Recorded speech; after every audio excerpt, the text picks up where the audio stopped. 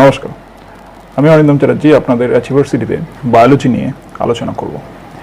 Biology আমরা আগের দিন জেনেছি যে কম্পিটিটিভ এক্সামের একটি গুরুত্বপূর্ণ সাবজেক্ট, যে সাবজেক্টে শুধুমাত্র এখন বর্তমানে কিছু ট্র্যাডিশনাল টপিক বা ট্র্যাডিশনাল যে বোটানি, জুওলজি, ফিজিওলজি পড়লেই হয়ে যায় তা নয়, অনেক কিছু ভাস্টলি পড়তে হয়।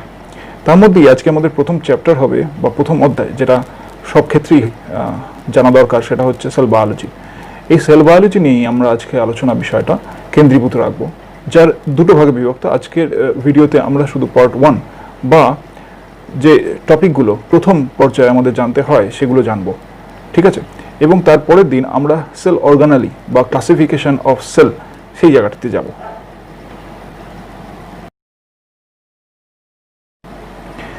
সেল বায়োলজির আমরা টপিকগুলোকে 5টা ভাগে ভাগ করে নিয়েছি। 5টা ভাগের মধ্যে প্রথম ভাগটি হচ্ছে ডিসকভারি। ডিসকভারির মধ্যে আমরা পড়ব বিভিন্ন সেল অর্গানালি, সেল এগুলোকে কবে কবে ডিসকভার করা হয়েছে।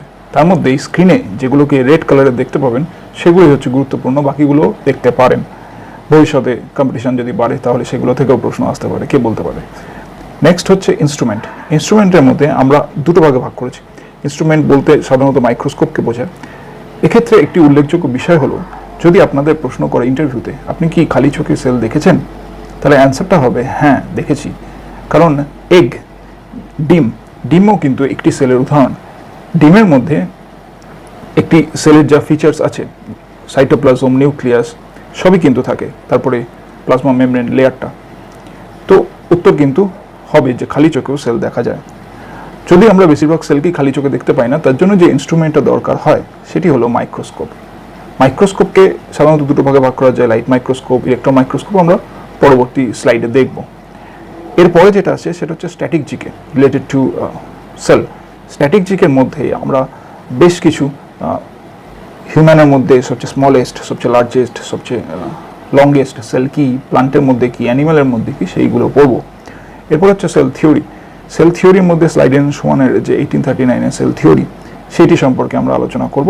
এবং লাস্টলি সেটি হচ্ছে করোনা ভাইরাস বা ভাইরাস অ্যান্ড সেল।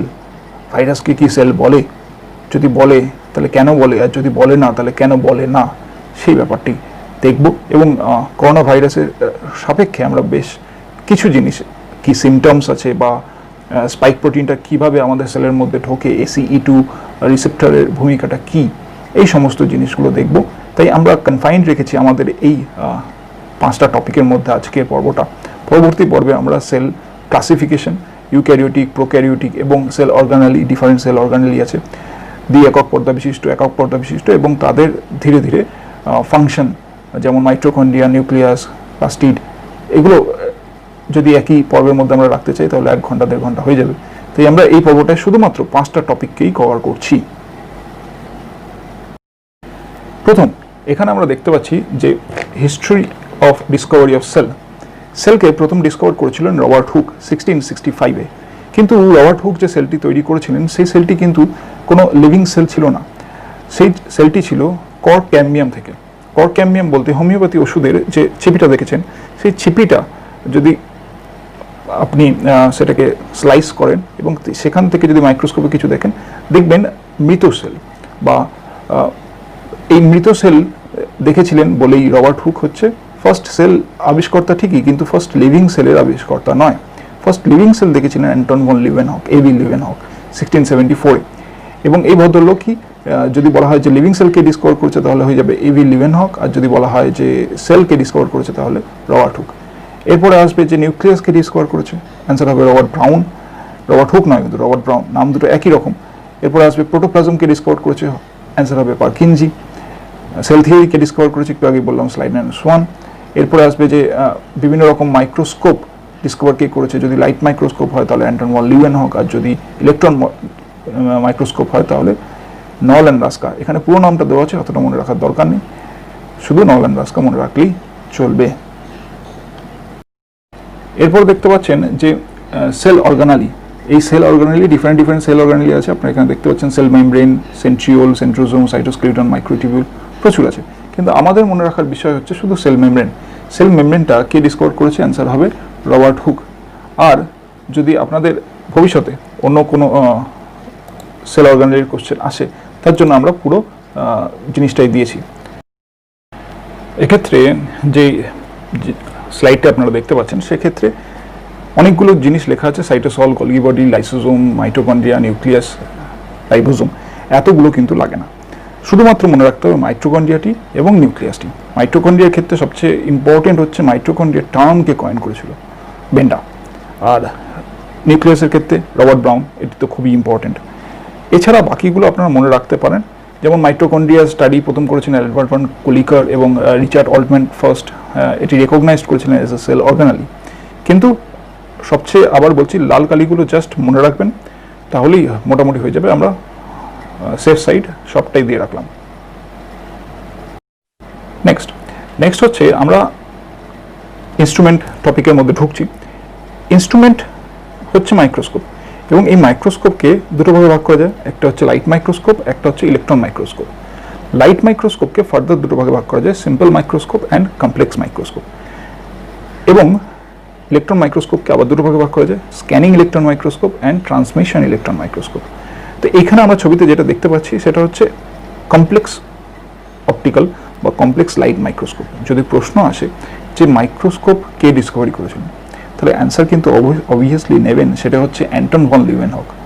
যদিও এটি সম্পর্কে যে কন্ট্রোভার্সিটি আছে সেটি হচ্ছে লেন্স প্রথম ডিসকভার করেছিলেন ফ্রান্সিস অ্যান্ড জ্যাকারিস জনসনের বাবা। তো এই জনসন ব্রাদার এরা পরবর্তীকালে ক্লেম করেছিলেন যেহেতু লেন্স তাদের বাবা আবিষ্কার করেছে, সেই জন্য এই আমাদের মাইক্রোস্কোপ এটিও তারাই আবিষ্কার করেছে। তো এটি কিন্তু আপনাদের বা আমাদের এক্সামের ক্ষেত্রে হবে না। আমাদের এক্সামের ক্ষেত্রে আমাদেরকে নিতেই হবে হচ্ছে অ্যান্টন ভন লিউয়েনহক। আর লাইট মাইক্রোস্কোপ সিম্পল হোক বা কমপ্লেক্স হোক, কমপ্লেক্সের ক্ষেত্রে তাও জনসন ব্রাদার এদিকে যেতে পারেন। শুধু মাইক্রোস্কোপ যদি বলা হয় ডিসকভার কে করেছে, তাহলে কিন্তু অ্যান্টন ভন লিউয়েনহক। আর ইলেকট্রন মাইক্রোস্কোপের ক্ষেত্রে তো আছেই নর্ম্যান ব্রাস্কা 1931। এক্ষেত্রে কোনো কনফিউশন থাকার কথা নয়। স্লাইডে দেখতে পাচ্ছেন light microscope.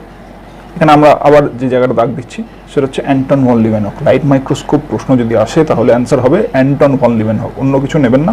Francis and জ্যাকারিস Johnson যদি অপশানে থাকে তাহলে ওই পিএসসির মতো যে কোনো অ্যান্সার হতে পারে আর কি। এখানে দেখতে পাচ্ছেন এই যে এই ছবিতে অকিউলার লেন্স, যেখানটা আপনি মাইক্রোস্কোপে চোখ রাখছেন এই লেন্সটিকে বলা হয় অকিউলার লেন্স। নেক্সট হচ্ছে অবজেক্টিভ লেন্স, এবং তারপরে যেটি দেখাচ্ছে যেখানে আপনি স্পেসিমেনটাকে রাখেন সেটিকে বলা হয় স্টেজ, এবং তারপরে কন্ডেন্সার, ডায়াফ্রাম, লাইট সোর্স। এইরকমভাবে লাইটটি এসে রিফ্লেক্ট হয়ে, লাইট সোর্স থেকে রিফ্লেক্ট হয়ে স্টেজে যায়, এবং স্টেজ থেকে আপনি তারপরে সেটাকে দুবার ম্যাগনিফিকেশন হচ্ছে দেখছেন, একটা অবজেক্টিভ লেন্সে, একটা অকিউলার লেন্সে। সিম্পল মাইক্রোস্কোপ কিন্তু সিম্পল হয়, সেখানে একটি মাত্র লেন্স থাকে যেটি অকিউলার লেন্স বা আই লেন্স বলা হয়। এই স্টেজের এখানটায় আপনার স্পেসিমেনটা রাখা হয়। নেক্সট, এখানে আপনারা দেখতে পাচ্ছেন ইলেকট্রন মাইক্রোস্কোপ। এটি হচ্ছে একটি প্রিমিটিভ ইলেকট্রন মাইক্রোস্কোপের উদাহরণ বা ছবি। ইলেকট্রন মাইক্রোস্কোপকে আগেই বলেছি আমরা দুটো ভাগে ভাগ করা যায়, স্ক্যানিং ইলেকট্রন মাইক্রোস্কোপ আর ট্রান্সমিশন ইলেকট্রন মাইক্রোস্কোপ। এবার ব্যাপারটা বুঝুন, স্ক্যানিং ইলেকট্রন মাইক্রোস্কোপ মানে কি হচ্ছে, স্ক্যান করছে।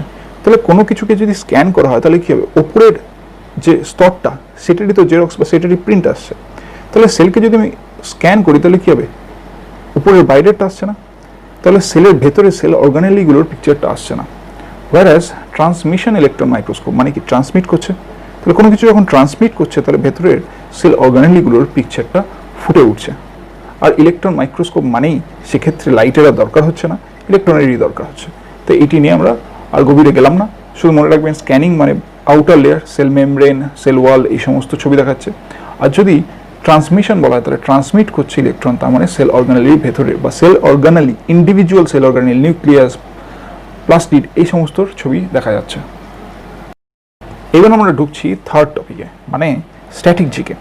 তাহলে সেল রিলেটেড কি কি স্ট্যাটিক জিকে হতে পারে? প্রথমে আমরা দেখছি এখানে হিউম্যান বডি। হিউম্যান বডির সবচেয়ে স্মলেস্ট সেল কি, স্পার্ম সেল। নেক্সট হচ্ছে লার্জেস্ট সেল কি, ওভাম। আর থার্ড হচ্ছে লংগেস্ট সেল কি, নার্ভ সেল। এবার একটা জিনিস হয়তো অনেকের কনফিউশন হয়, স্যার লংগেস্ট আর লার্জেস্ট এর পার্থক্যটা কি? লং মানে কিন্তু লম্বায়, আমরা অ্যানিমাল দিয়ে বোঝাচ্ছি। যদি অ্যানিমাল বলা হয় সবচেয়ে লংগেস্ট অ্যানিমাল, তাহলে ফিতা কৃমি হবে। আর যদি লার্জেস্ট অ্যানিমাল বলা হয় মানে ক্ষেত্রফল বোঝাচ্ছে, তাহলে হবে নীল তিমি। বোঝা গেল? আর স্মলেস্ট বলতে সেই ক্ষেত্রফলটা বোঝাচ্ছে, একটা নির্দিষ্ট কিলোমিটার বা মিটার বোঝাচ্ছে না। তাহলে এইভাবে আমরা পার্থক্যটাকে মনে রাখতে পারি। নেক্সট যদি আমরা বলি যে largest smallest cell of plant, যদি স্মলেস্ট হয় তাহলে উলফিয়া, আর largest single cell Caulerpa, মানে উচ্চারণটা খুবই কঠিন, কলার পা বা কলের পা, কলফা, অনেক কিছু উচ্চারণ করা যেতে পারে। ওটা মনে রাখবেন যে যেটা লার্জ ছিল সেটা কিছুটা কল টাইপের ছিল, ঠিক আছে, CAUL, এইটুকু মনে রাখলেই চলে যাবে। এরপর যদি বলা হয় যে অ্যানিমালের মধ্যে সবচেয়ে স্মলেস্ট সেল কি, আগে বলা হতো মাইক্রোপ্লাজমা লেডলি, আগেকার বইতে দেখতে পাবেন মাইক্রোপ্লাজমা লেডলি, এখনকার বইতে দেখতে পাবেন মাইক্রোপ্লাজমা গ্যালসেপ্টিকাম। তো অতটা মনে রাখার দরকার নেই, মাইক্রোপ্লাজমাটা মনে রাখবেন, তাহলেই হবে স্মলেস্ট সেল অ্যানিমালের মধ্যে। আর লার্জেস্ট সেল বলতে এগ অফ অস্ট্রিচ তো জানিনি, এই দুটোই মনে রাখলে মোটামুটি স্ট্যাটিক জিকে রিলেটেড ব্যাপারটা মোটামুটি হবে, ঠিক আছে। এবার আমরা সেল থিওরি সম্পর্কে কথা বলছি। সেল থিওরি আপনারা আগেই স্লাইডে দেখলেন যে স্লাইডেন্স ওয়ান দিয়েছিলেন 1839-এ। সেল থিওরি জিনিসটা কি? প্রথমে সেল থিওরিতে বলা হচ্ছে যে structural and functional unit of an organism is sell.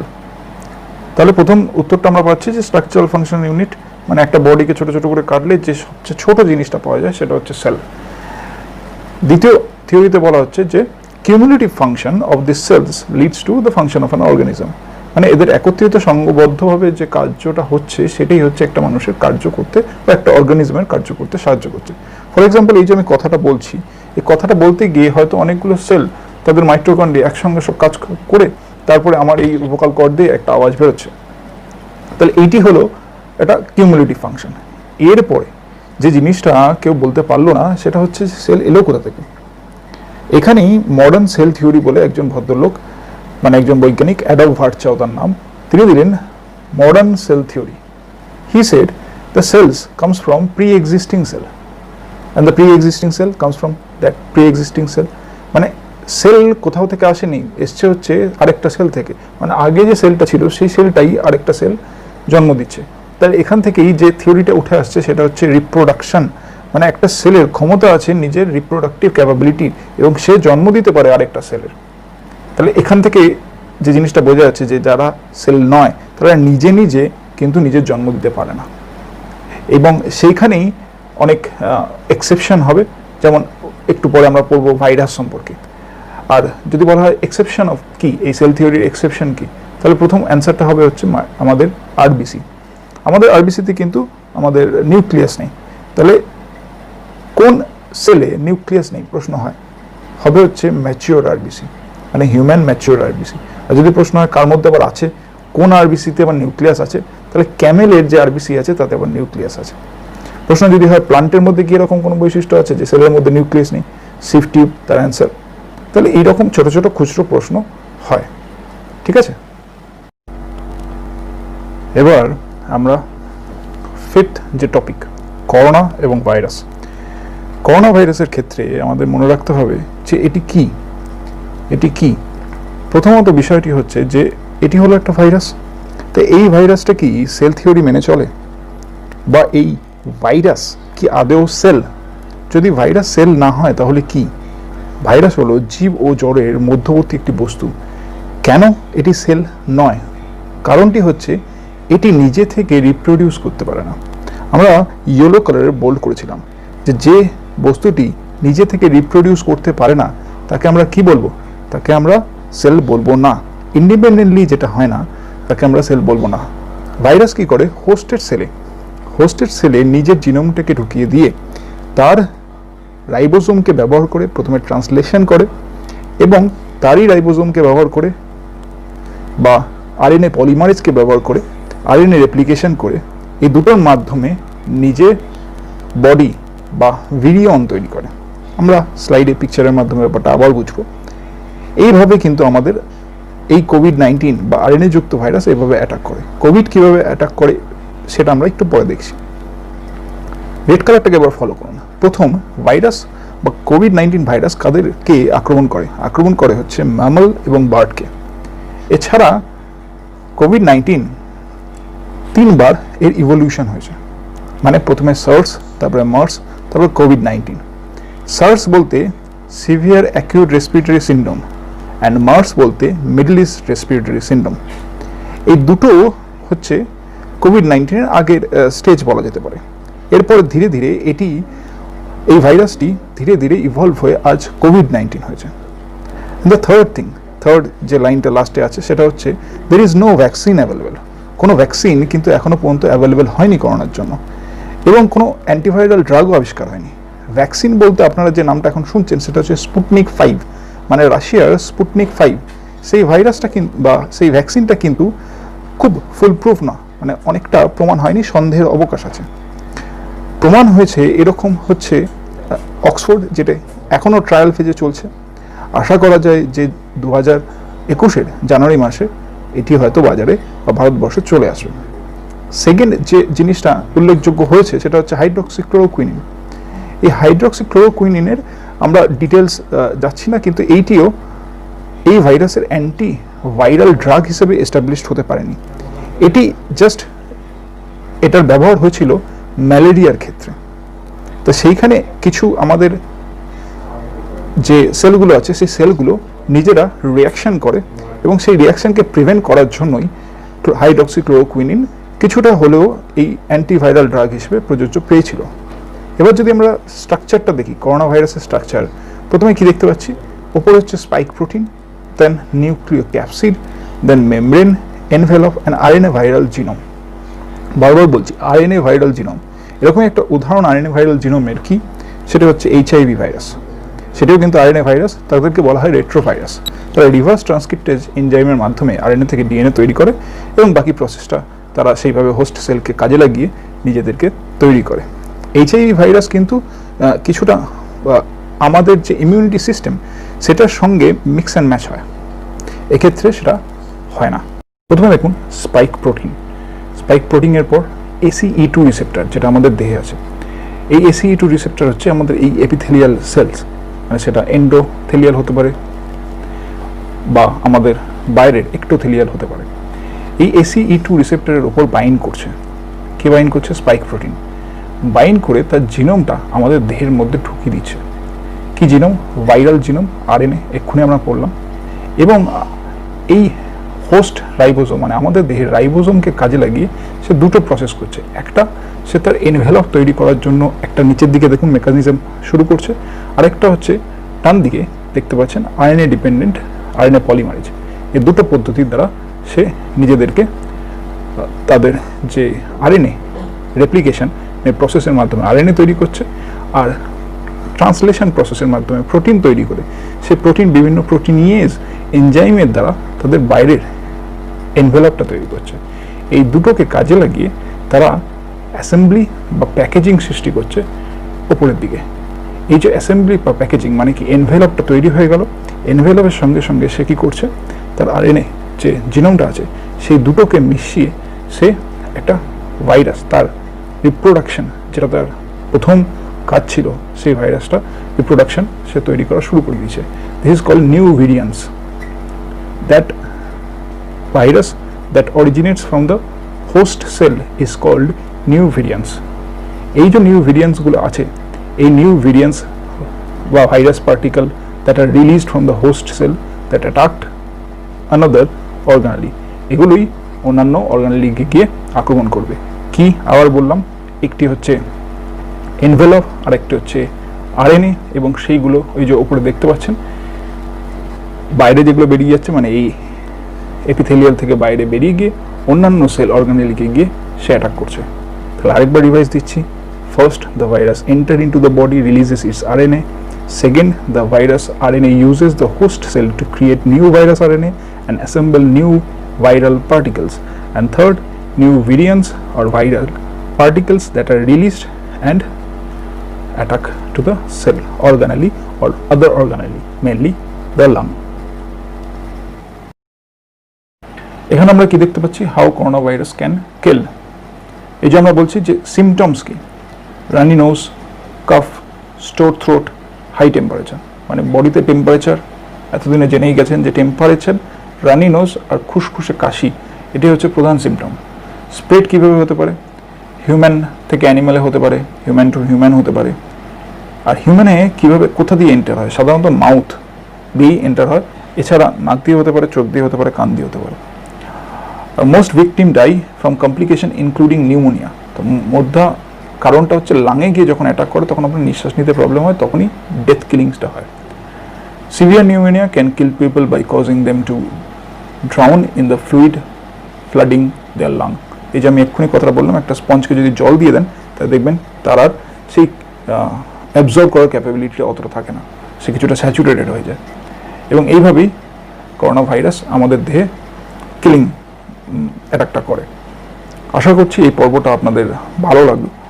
এরপরে অন্যান্য এই টপিকটার ওপরেই বা এই চ্যাপ্টারের ওপরে দ্বিতীয়টা আসবে, সেখানে আমরা ডিটেলসে সেলের ভেতরে ঢুকবো, type of cell and cell organelle এবং দেয়ার ফাংশন।